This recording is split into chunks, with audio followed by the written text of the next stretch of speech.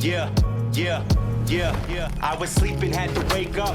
Why? Every reason I can think of. God, till the day I keep the ink up. And my priorities. What's up, early risers? All my night owls, Adam Strain here. Thanks for tapping in.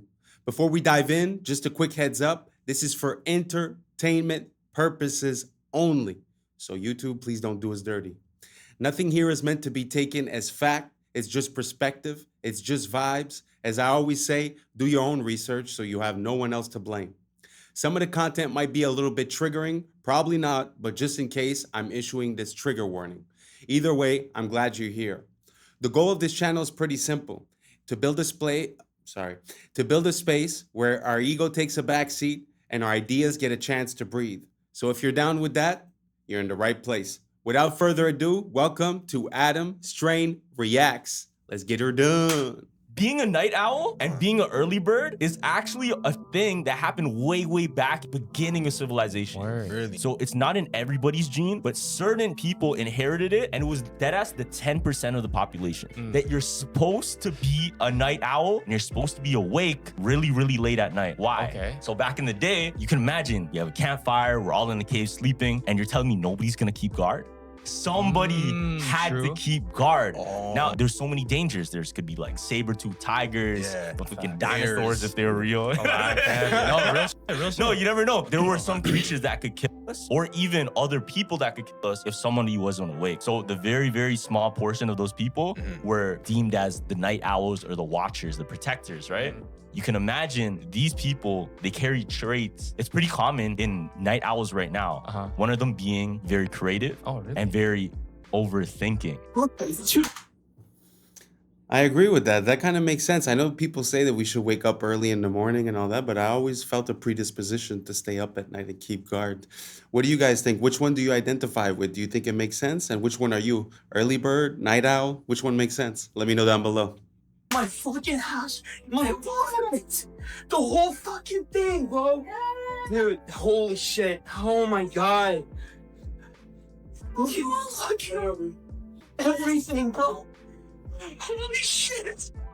Wow. Yes, y'all. You can clearly see that water is coming in from the ground, y'all. There is no possible way rain is causing this. This is in Iowa, man. This just happened a few days ago. Look at this. That dude sounds like he is in shock and disbelief, because it's like, who expects that? That water was rushing in faster than anything, y'all. And then here you go again. I said this water's coming up from under the ground, y'all. This is another source, y'all. This is crazy, because look at the rain. There's barely rain. And here goes another one over here in Davenport, Iowa, that shows you that the water is coming up from the ground, y'all. Remember, water is intelligent. It has memory, y'all. This is all over Iowa. Especially some of those apartments that are on that first floor, there's, those are very likely underwater as well. You think? You think they're underwater? Bro, the window is covered. People are saying it is a life-threatening situation. We're talking about 2 to 3 feet of water, y'all. Here's a time lapse of what's going on in different parts of Iowa, but the water is literally coming up everywhere. Man, this is crazy, y'all. The shift is here, man. Y'all see it. Let's continue to get it. Peace in.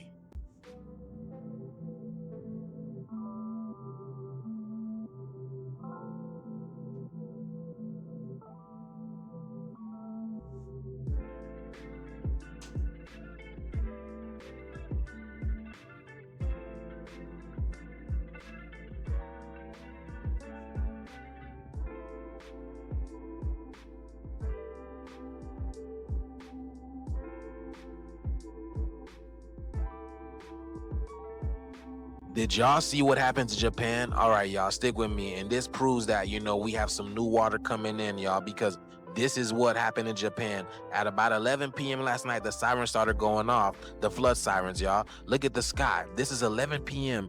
and the sky was flashing like crazy. And it's been doing it here as well, too, y'all. You hear the sirens? Now, I have been saying that this water has been excessive, and there's no way that rain coming down from the sky is the culprit of these floods, right? Now, you can clearly see in these videos that This water is coming up from under the ground, y'all. Look at what's going on under here, y'all. And remember, Japan is due for a huge earthquake or tsunami type stuff that's going to happen pretty soon. You know, this is prophecy. The roof and the train stations were literally collapsing. Now, do you guys notice something? So look at the water that's being found in Japan, y'all. This water is crystal clear. It's crystal clear, y'all. Look at this. Remember, they said the poles have reversed, and now we have warm water coming from under the ground, and it's merging with the salt water, and it's removing the salt water. And look at this, y'all. Look at this. This water is not murky. It's not dirty. I don't know what he's doing. Someone needs to tell him that's not working. But it's not dirty, y'all. Look. You can see it clearer in this video. That almost looks like drinking water. So is this the Antarctic water that's coming up to Japan right now, y'all? So y'all, I have a feeling we're going to see a lot more of this, y'all. The floor beneath us is cracking. The matrix is literally breaking down. But yes, y'all, very interesting times, y'all. Let me know what you guys think about this video. Like, follow, and share for more videos like this. The shift is here. Let's continue to get it. Peace in. What do you guys think about that? I mean, it's not the first time I hear about that. The idea that the water is not necessarily coming from above, that it's sort of coming from the bottom. Because as you saw, especially in that Japan shot, you see that the water's coming out from the bottom, but with a lot of pressure. So how does anyone know? Is anyone like a structural engineer or something that could tell me how could so much water be coming from the bottom? I understand it's raining, but how come the water is rushing up from the bottom? I'd really like to know. If someone could just enlighten me in the comments, I would really appreciate it. Thank you very much. Little girl right here discovered that every single United States of America presidents is related to each other, meaning they're cousins besides one of them. And she found this out during a history project in 2012. And every single one of the presidents is related to this old medieval king. Let's read this remarkable discovery that was made by this 12-year-old out of California who created a groundbreaking family tree connection with 42 out of 43 United States presidents to one common and rather unexpected ancestor, King John of England. And if we didn't know, this is King John, the one that all our United States presidents are related to. So would that mean that we're in a monarchy? Possibly. But let's listen to this news report. On the School Watch tonight, the story of a 7th grader from Salinas who claims to have made a major discovery about President Obama. She and her grandfather say that President Obama is related to all but one U.S. president. All but one. We get more tonight from Action News reporter Felix Cortez, who's live in our Salinas newsroom. Well, Dan, the youngster spent the summer, really all summer, tracing the family tree of our presidents. Her conclusion that all the presidents, with the exception of one, share the same grandfather. That's strange, for real, for real. Well, first we start off with George Washington at the top, and then it goes to John Adams, Thomas Jefferson. 11-year-old Bridget Dovigneau says she's made a first-of-its-kind discovery that President Obama and all the presidents before him, with the exception of one, are related and descendants of a former king of England. No, they are all cousins. How does caffeine affect the functioning of the brain? I touched on this earlier this week, but today I want to take you one step further and show you how it directly affects brain function. I'm drawing the nerve cell. These are the dendrites, or the receiving stations. This is the axon, or the arm that comes out of the nerve cell. This is the myelin sheath that I'm drawing. This is the fatty substance. 70% of the membrane around the cell is fat, and the majority of it is in this fatty substance here. The myelin sheath nourishes the nerve cell. The myelin sheath conducts the messages through the nerve cell. The myelin sheath insulates the nerve cell, and the myelin sheath protects the nerve cell. So, very important part of the nerve cell is the myelin sheath.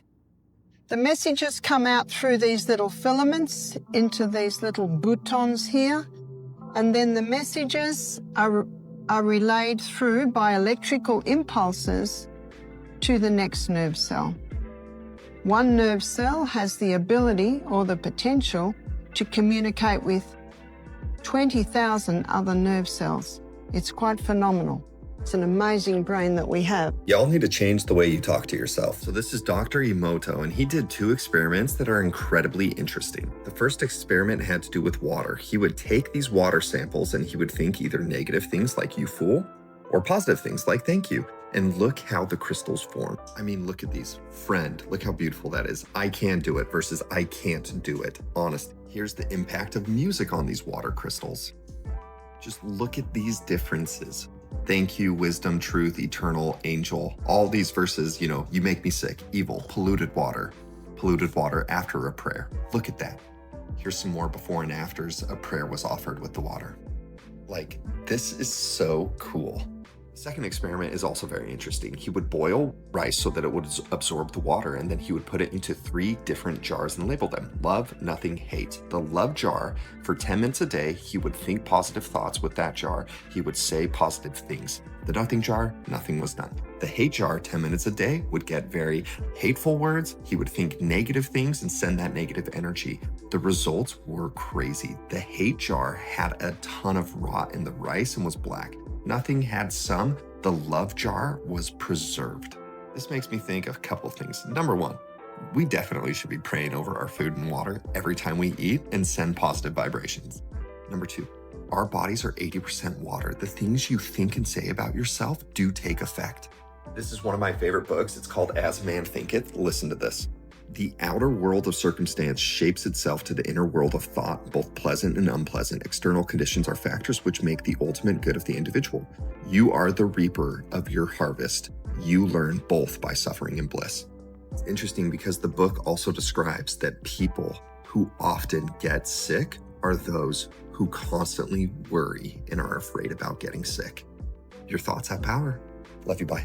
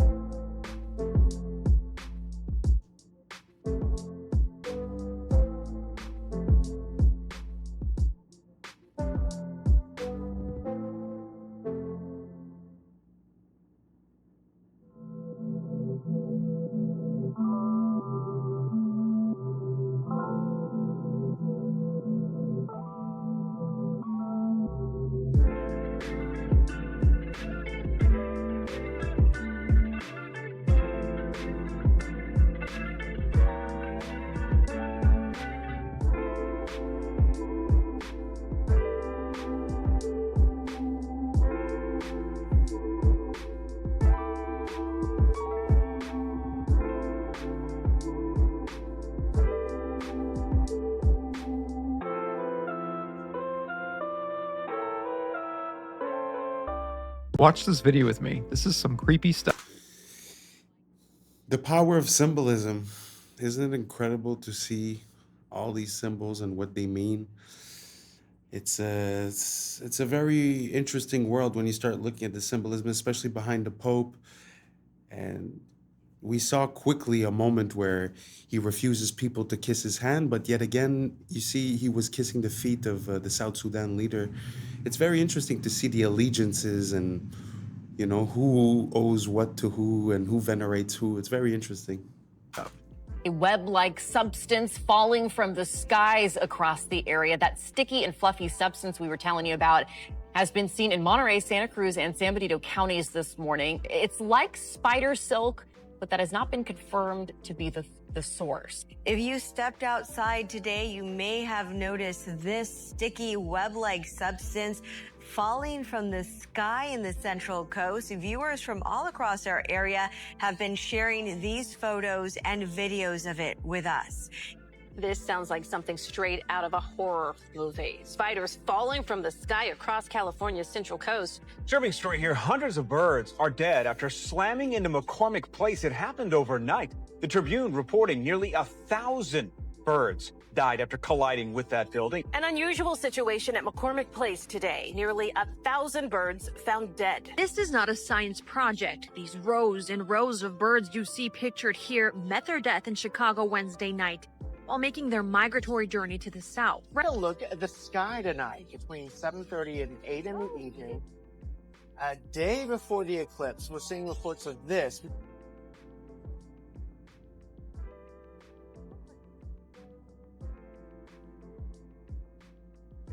This is a weird world we live in right now. Y'all better be ready for Jesus. So all of our history is fake. There were castles and big, massive buildings in America before Columbus in 1492, before he even got here. So if there were already all these massive castles, massive buildings, and all these people before 1492, then how did they have the technology while Christopher Columbus is coming over on those the 3 ships that they used? And where are those ships? How come we don't see those ships? You have Egyptian artifacts in the Grand Canyon in Arizona. So were people from Egypt in Arizona design things the same fashion as Egypt in the Grand Canyon? I mean, think of how far the distance is from that. And how did they travel across to get there? Even if you went by boat, and then you, I guess, went across with a horse and a wagon, or a horse and a chariot, it's going to take you a long time. I'm not allowed to say certain things, but our world has more secrets than you think. Read our book. Link in profile bio. I call them Indians because that's what they are. They're the Indians. Nothing wrong with the word. First of all, it's important to know that Indian, that word probably does not derive from Columbus believing he had reached India in 1492. India was called Hindustan. More likely, the word derives from Columbus's description of the people he found here. In his written accounts, he called the Indians una gente in Dios, a people in God. In God, in Dios, Indians. It's a perfectly noble thing. And I simply can't justify this awkward phrase, Native Americans. First of all, they're not native. They came here from Asia over the Bering Land Bridge. In fact, there are no natives anywhere in the world. Everyone is from somewhere else. All people are refugees, immigrants, or aliens. If there are natives anywhere, it would have to be people still living in the Great Rift Valley in Africa. So everyone is just visiting. So much for native. As far as calling them Americans is concerned, well, how can I say this? We steal their hemisphere, destroy 500 cultures, kill 20 million, stick the rest of them on the worst land we can find, and then as a special bonus, we name them after ourselves. Magnesium helps to get rid of ADHD issues, gets rid of that lack of focus and brain fog issue, or that overfocus. Regardless, it goes back to stimulating your GABA, which is your peace hormone, neurotransmitter chemical that controls everything else, as well as all the other neurotransmitters in your body and brain. Also, why we're told salt every offering, Leviticus 2:13. 9 out of 10 people are magnesium salt deficient. It's because they've replaced the real salt with the fake white iodized table salt. This is why you need to be getting an organic qualified salt that we have available for you at jacobslink.com. With the mineral test / lab test. You want to be consuming a pinch or 2 of salt every hour or 2. This is going to reverse that magnesium deficiency and help calm and ease your body. Especially before bed, it's going to also stimulate proper sleep, even down to the REM 3. So if you want to take it a step further, also add the Master's Cleanse to your diet every day. That's half of a key lime, a pinch or 2 of salt, a 1/16 of a teaspoon of cayenne pepper, and however much coconut or olive oil your body can handle in a shot glass. Going to drink this at least once a day, every morning, first thing. And that's how you heal and calm the brain. Start taking beef liver capsules after every meal. It's gonna help as well. That's why we made y'all the Health Bible. Protocols available at jacobslink.com with everything else that you need to heal. Or hit the link in the bio.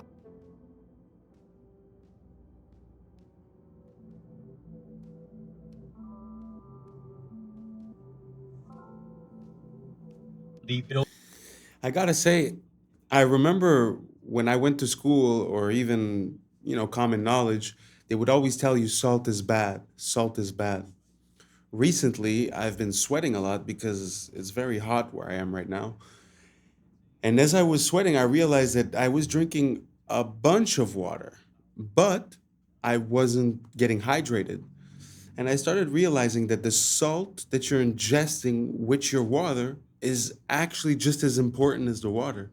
So I've been using the types of salt that he was saying, sort of like Celtic sea salt, sea moss, stuff like that.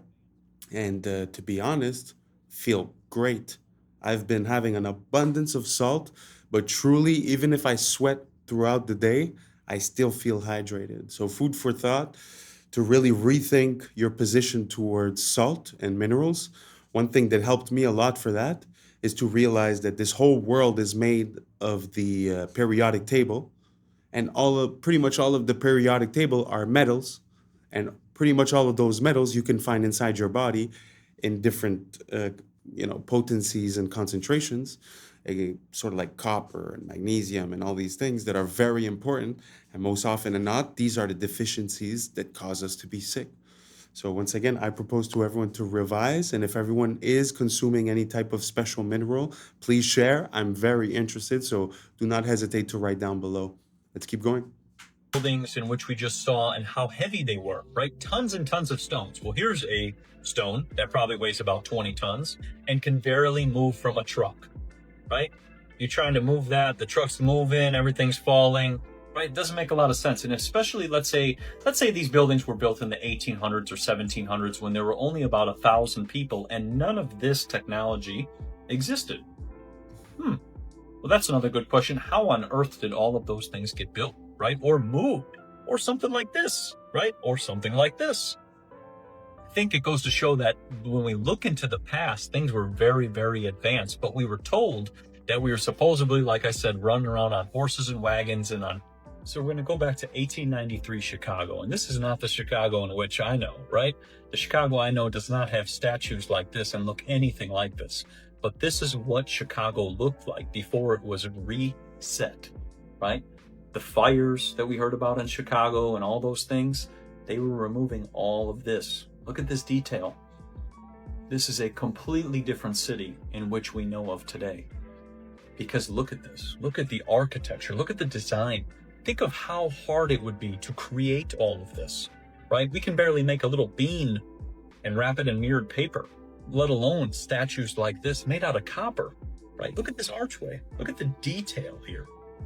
This is in Chicago. This is old world history, which is not taught about, right? They keep us in the dark. They don't teach us about our true potential and how there used to be a unified, advanced society, which built like this all over the world.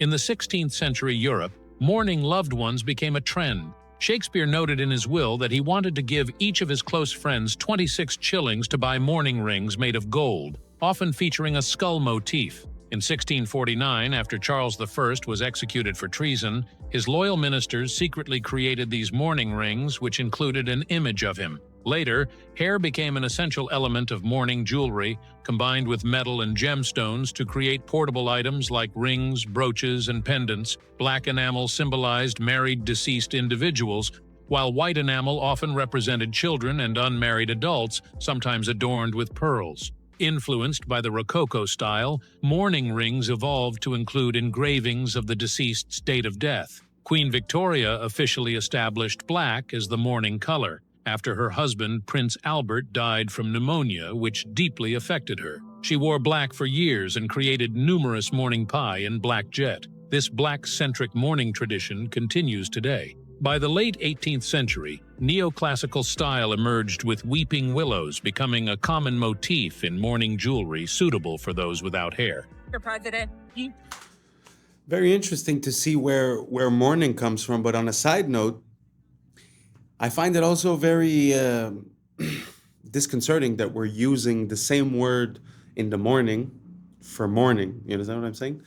So I've been trying to put it to the side and try to use a more positive framing so that it doesn't seem like someone died last night when you wake up. You understand what I'm saying? Like changing that word, something like grand rising or something that's positive and that reflects the opposite of mourning, basically a life. So yeah, food for thought. Obviously, you're concerned. You're concerned about the situation in Gaza. What are the hopes now to get the hostages back? She just became a big story tonight, right? Yes, sir. Did you see that? Is outer space actually water? Watch Outer this. space is water, and nothing ever has or will go beyond the firmament. See, NASA is an acronym for not a space agency. They've been caught deceiving the public numerous times through harnesses, green screen projections, photo manipulation, fisheye lens, and much more. With enough research, you'll find clip after clip of NASA fails. See, every photo of the Earth is CGI. The moon landings were all fake, and nothing's ever been to Mars. And everything you see is footage of Devon's Island What in do y'all Canada. think? NASA also trains and films in an underwater pool, where they have an exact This replica guy's of the got some ISS. points. So it begs the question, why do we see bubbles in footage of supposed space? Are they just editing the background and making it look like they're up there? Also, the stars and planets look like nothing what we've been taught, strongly resembling light reflecting off of water, in the same way as the floor of an ocean or a pool, each pulsating with their own unique geometric pattern. And yet, despite all of this, we've allowed these fraudulent organizations to gaslight us into believing that we are spinning 1,000 miles an hour, hurtling around the sun at 66,000 miles an hour, flying with the solar system at 500,000 miles an hour, and yet we never feel a thing. Regardless of how the ancients viewed its shape, they all knew the earth was fixed, that there was a vaulted ceiling or firmament above us. From the Quran to the Egyptians to the Vedas, they all believed in a cosmic ocean. Now all those worldwide accounts of flood make more sense. There's water above our realm, and the heavens above are what rotate, not us. When you begin to pay attention to this reality with scrutiny, you come to the conclusion that nothing above us is as we've been taught. And the reason to lie is simple. Worldwide governments falsifying where we live is the epitome of mind control. To discover with beyond a doubt that we are the center of creation.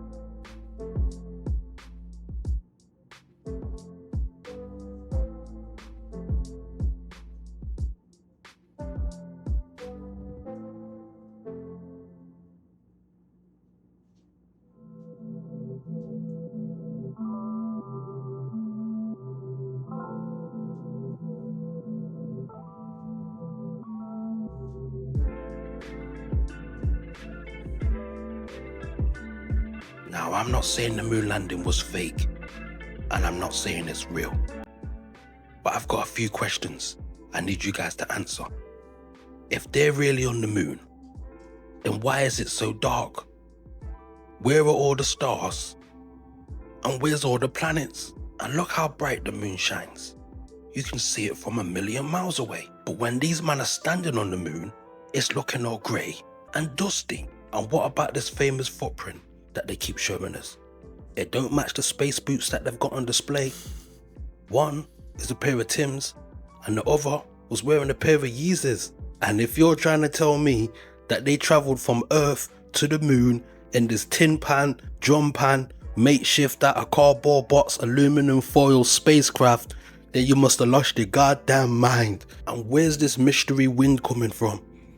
I thought there was only 1% gravity on the moon. Where's this breeze coming from? Why is the flag blowing in the wind? Come on, brother. Right now, every single one of you out there have exactly what you deserve. You might think that life is unfair. You might think that life dealt you a bad hand, but I'm here to tell you life will give you exactly what you tolerate. And if you've been tolerating mediocrity, you've been tolerating average, you've been tolerating this victim mentality that you're carrying, then guess what? You have exactly what you deserve. Have you guys heard of the Stargate project? The Stargate project is different than Project Stargate? It is. The Stargate project, they are building the largest AI data center in the world right now in Texas. Right, yeah. OpenAI. Yeah. Takes up like 1,200 acres or something. Oh my gosh. It's going to contain 400,000 GPU chips, which is just astronomical, like insane amount. I'm like, why are you guys naming it Stargate? Because that's super strange. But apparently, occult symbolism of the Stargate often refers to a gateway between the physical and spiritual realm, a connection to higher intelligence, divine beings, or even fallen angels. And so the conspiracy with naming it Stargate is that AI could become the channel for disembodied entities. Oh boy. What does that mean? So like literally like demon. Or just demons, yeah. Like a suit, like everything we've talked about AI being like, is it an ancient thing? Yeah. Right? Is it like somehow connected to demons or fallen angels or something? Some type of force. But now they're building the largest data center for AI to be able to power 100-fold of what AI can do now. Yeah. Dude, that's so scary. Hey, did you guys hear? Don't you guys find that although we've had the warnings of like the movies of the Matrix and, you know, we all know about Skynet and about the way it took over, don't you guys find it pretty concerning the speed at which we're progressing and really jumping in feet first, both feet, and just putting it all in, whether it be for medical, for government, and now the new association that they made with Palantir and Meta and all of the above. Don't you guys find it very concerning that it feels like we're just doing it because we can? Like we're not doing it because it's the best outcome? What do you guys think? You guys think AI is just purely good, purely bad, half of half? It's just a tool that we're going to use, not going to change the world? Let me know down below. I'd like to know how people feel. Let's keep going. The Epstein list doesn't exist. Look, I don't care who the president is. I don't care how good his administration is for America. They're lying to us. Look, if that list wasn't going to put dozens of billionaires, hundreds of politicians, members of the royal family, powerful Democrats, powerful Republicans, and half of Hollywood in prison, that list would definitely exist. When they say the list doesn't exist, it's kind of true, but it's only part true. The whole truth is the list doesn't exist anymore. And that's because they deleted it. There you have it. Diddy's about to be a free man. None of the Epstein clients are ever going to see consequences from their actions. And regular people like you and me are going to continue getting locked up for pirating Disney movies and illegally housing squirrels in our apartments. Seems like the system's working perfect. Have a good one. And that's a wrap for today, familia. Whether you're tuning in with the sunrise or posted up at midnight, I appreciate your time, your energy, your curiosity. Remember, this isn't about the truth or fiction, it's about perspective. If this sparked a thought, a laugh, a deeper question, then I guess we did our job. Drop your thoughts in the comments, keep the convo alive, like, subscribe, and hit that bell if you're riding the wave because we're just getting started. Until next time, stay grounded, stay weird, stay critical. This is Adam Strain, and this has been Adam Strain Reacts. Peace. I don't know what y'all think, but now's the time for us to link up. Really think we on the brink up, making a change from living this strange. Living this strange.